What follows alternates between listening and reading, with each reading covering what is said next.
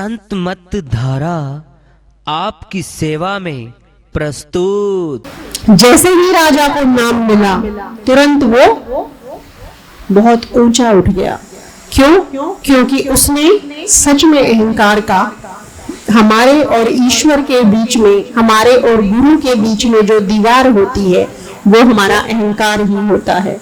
हम झुक नहीं पाते हैं और झुकते ही हमारे अंदर फिर से वो भावना पैदा हो जाती है कि मैं ऐसा हूं, मैं क्यों झुकूं। और ईश्वर के सामने ये भावनाएं काम नहीं आती हैं। मेरा कहने का अर्थ है कि क्यों कहा साहिब ने गुरु समान दाता नहीं। आगे साहिब कहते हैं 3 लोक की संपदा। क्या है 3 लोक? कौन सी संपदा है? जो गुरु ने 100 गुरु दीनी दान। क्या इस वाणी पर कभी विचार किया है, अगर सुनी हो तो, कि वो 3 लोक की संपदा क्या है जो गुरु ने हमें दान में दे दी है? क्या है वो 3 लोक की संपदा? 3 लोक की संपदा है पृथ्वी, स्वर्ग और नरक को काट देना। जो सच्चे नाम को प्राप्त कर लेता है, जो सच्चे गुरु को प्राप्त कर लेता है, उसे स्वर्ग, नरक और पृथ्वी तीनों से ही हटाकर अपवर्ग में स्थापित कर दिया जाता है। ये होती है वो 3 लोक की संपदा, 100 गुरु दीनी दान। इतना बड़ा जो दान कर दे हमें, इतना सब कुछ जो दे दे हमें, उसे हमें क्या देना चाहिए बदले में? क्योंकि मुफ्त में हवा भी नसीब नहीं होती है। ठीक है कि पैसा कीमत नहीं है ज्ञान की, सच बात है, लेकिन भावनाएं, श्रद्धा और अहंकार का मिटना तो उसकी कीमत जरूर है। जिसने 3 लोक हमारा काट दिया, जिसके कारण हम पृथ्वी से मुक्त हो गए, जिसके कारण हम स्वर्ग से ऊपर उठ गए, जिसके कारण हम नरक से बच जाएंगे, वो 3 लोक की संपदा देने वाला गुरु सच में वंदनीय होता है। और जब तक हमें इस बात का एहसास नहीं है कि हमें मिला क्या है, इतना मिल गया है हमें कि अब हमें आवागमन में रहना नहीं पड़ेगा, हमें किसी लोक में भटकना नहीं पड़ेगा। जिससे हमें इतना मिल जाए, उसके लिए हमारे अंदर अगर श्रद्धा ना हो, अगर हम शुक्राना ना कर पाए, अगर हम थैंकफुल भी ना हो, धन्यवाद भी ना कर सके, तो ऐसी आत्माओं को ना शुक्रा कहा जाता है, कृतघ्न कहा जाता है। और ऐसी आत्माओं को अपवर्ग प्राप्त नहीं होता है, क्योंकि ये संसार का भी पिंडे सो ब्रह्मंडे, ब्रह्मंडे सो पिंडे। किसी को हम दिन रात दे रहे हैं और सामने वाला अगर हमारे लिए थैंकफुल भी नहीं है, तो हमारा भी मन उससे उल्टा जरूर हटेगा। कोई ऐसा होता है जिसके अंदर भावनाएं होती हैं कि मैं धन्यवाद ना ग्रहण करूं, वो संत आत्माएं होती हैं। लेकिन ईश्वर को जो हम देते हैं वही हमें टकराकर वापस मिल जाता है। ईश्वर वो नहीं है कि हमसे कुछ ले लेंगे, गुरु वो नहीं है कि हमसे वो कुछ ले लेंगे। अगर हम उन्हें कुछ दे रहे हैं तो समझ लीजिए हमें उल्टा लौटकर वापस मिलेगा।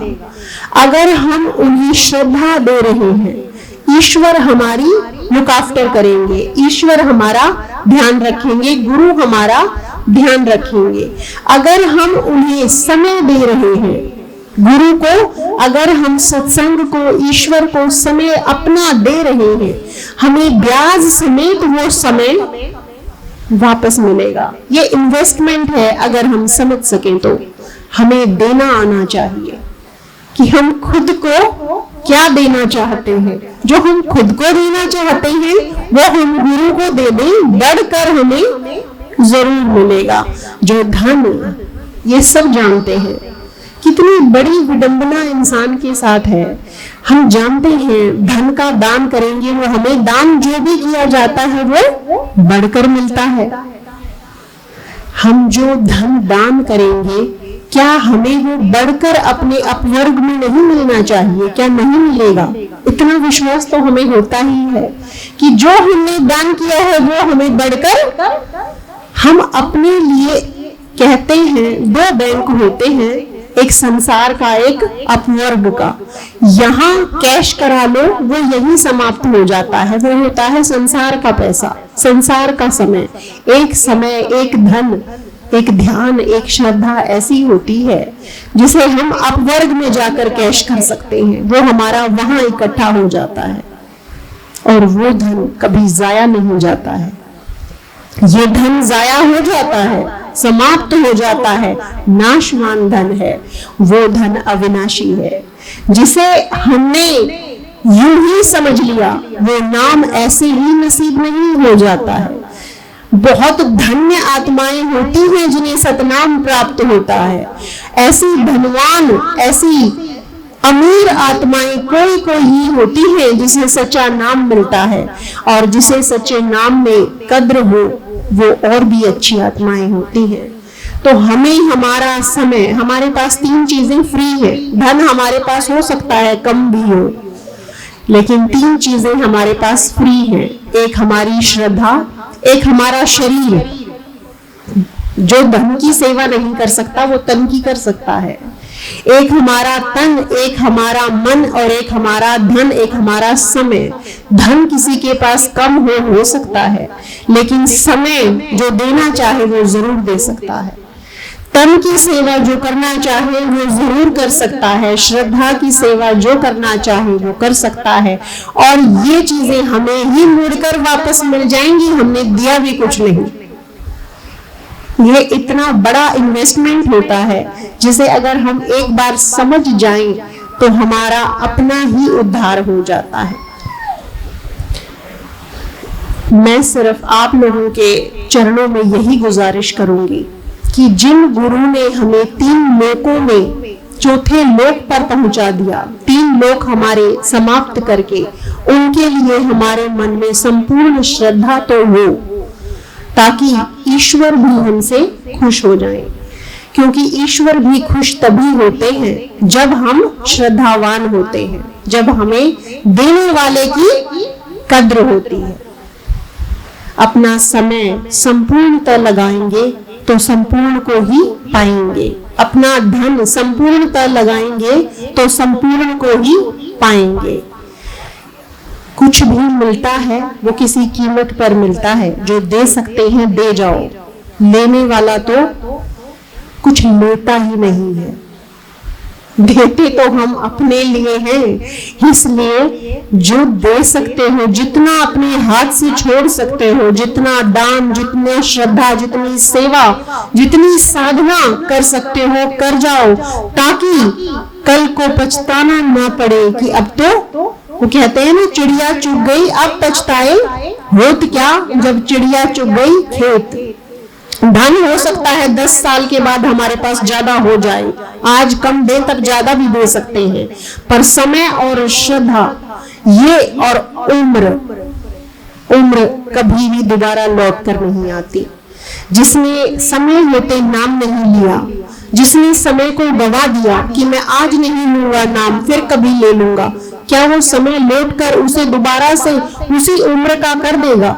10 साल का बच्चा नाम ले ले, ध्रुव ने 5 साल के में नाम ले लिया था, हम तो 50 के होकर भी आज तक भटक रहे हैं।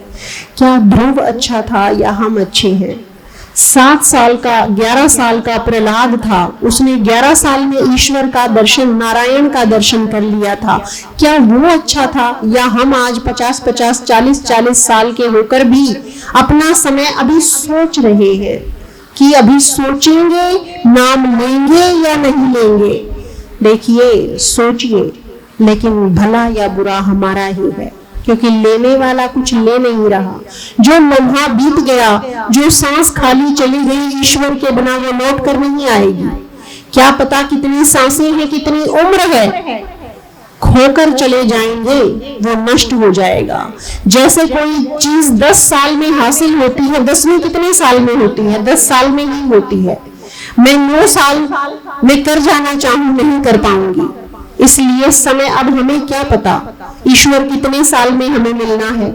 अगर हमने आज नाम नहीं लिया हमारा तो हमें तो डिग्री नहीं मिल पाएगी ईश्वर की। इसीलिए कहा है समय हर चीज का फिक्स होता है, व्यर्थ मत गंवाओ अपना समय, ईश्वर को पाने में लगाओ, उसे व्यर्थ मत गंवाओ, क्योंकि ईश्वर वो वस्तु नहीं जिसके बारे में ठोकर आज मार दी जाए तो लौट कर हमारे दरवाजे पे आएगी। ईश्वर वो नहीं है कि हम आज सोचे कि तेरे बारे में विचार करेंगे, तेरा नाम ले न ले। ये होता है हमारा एक्चुअल एटीट्यूड कि सोचेंगे ईश्वर का नाम ले ना ले। क्या ईश्वर भक्त ऐसे होते हैं क्या कि सोचेंगे तुझे पाए ना पाए? सोचेंगे हम कि ईश्वर को पाए ना पाए। क्या हम भक्त हैं? क्या हम अच्छी आत्माएं हैं? ईश्वर को ठोकर मारने वाला स्वयं दर दर की ठोकरों में आ जाता है, क्योंकि दिया क्या उसने? ठुकराना। उसने समय को व्यर्थ गवाया, उसके समय को व्यर्थ ज्यादा गंवा दिया जाएगा। इसीलिए साहिब ने कहा काल करे सो आज कर, आज करे सो अब, पल में परले होएगी बहुरी करेगा कब। वो ये भी तो कह सकते थे तो सोच ले बेटा, आराम से विचार करके फिर लेना। क्या कहा है उन्होंने ऐसा? उन्होंने ऐसा कहा ही नहीं। वो ये क्या वो हमें सही सिखाएंगे या गलत सिखाएंगे? वो कह सकते थे ना ऐसा, तू 5-10 साल इंतजार कर ले, सोच विचार के ले लेना। ऐसा नहीं कहा, यही कहा पल में परलय होएगी बहुरी करेगा कब। जो तू ठोकर मारेगा नाम को, जब तू वक्त लगाएगा ईश्वर को पाने में, तो ईश्वर भी तुझे अपनाने में वक्त लगा देंगे। और ईश्वर हमें अपनाने में वक्त ना लगाएं, इसलिए हमारे लिए जरूरी है कि हम भी बिना सोचे विचारे विश्वास करके ईश्वर के नाम में अपना दाखिला दर्ज करवाएं। यही मेरी आप लोगों से गुजारिश है कि जिस घट में, जिस रूह ने, जिस आत्मा ने नाम नहीं लिया है, वो बिना समय गंवाए नाम ले। सदगुरु साहिब हमारे बीच में आए हैं, ये मौका व्यर्थ ना गंवाए, क्योंकि हम जो करेंगे लौट कर हमें वही मिलेगा। प्रेम से बोलिए श्री सदगुरु साहिब की जय हो। सतनाम साहिब।